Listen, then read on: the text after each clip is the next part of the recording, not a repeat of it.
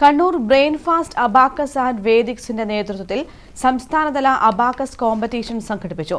നവനീതം ഓഡിറ്റോറിയത്തിൽ നടന്ന മത്സരത്തിൽ വിവിധ ജില്ലകളിൽ നിന്നായി നിരവധി വിദ്യാർത്ഥികൾ പങ്കെടുത്തു.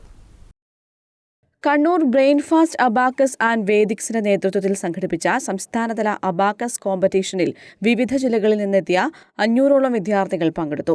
സ്കൂൾ ലെവൽ, സോൺ ലെവൽ മത്സരങ്ങൾക്ക് ശേഷം ജില്ലാതലത്തിൽ നിന്ന് തെരഞ്ഞെടുക്കപ്പെട്ട വിദ്യാർത്ഥികളാണ് മത്സരത്തിൽ മാറ്റുരച്ചത്.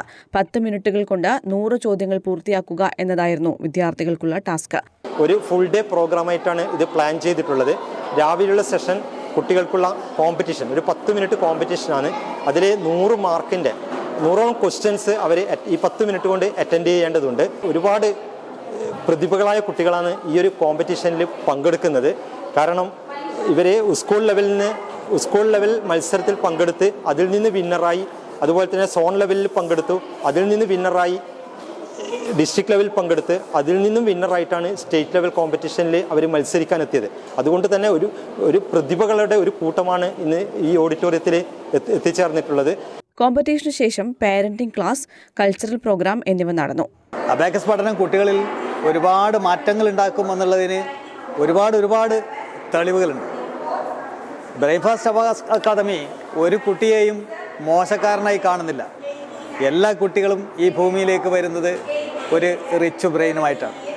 ആ കുട്ടിയുടെ റിച്ച് ബ്രെയിനെ ഗുണപരമായി ട്യൂൺ ചെയ്യാൻ, പ്രോഗ്രാം ചെയ്യാൻ, സംവിധാനം ചെയ്യാനുള്ള ഒരുപാട് ആക്ടിവിറ്റീസും ബ്രെയിൻ സ്റ്റോമിങ് ഗെയിംസും പസിലും ഒക്കെ നിറഞ്ഞതാണ് ബ്രെയിൻഫാസ്റ്റ് അബാക്കസ് അക്കാദമിയുടെ സിലബസും ക്ലാസ് മുറിയും ടീച്ചേഴ്സും ടീച്ചർ ട്രെയിനിങ്ങും എല്ലാം.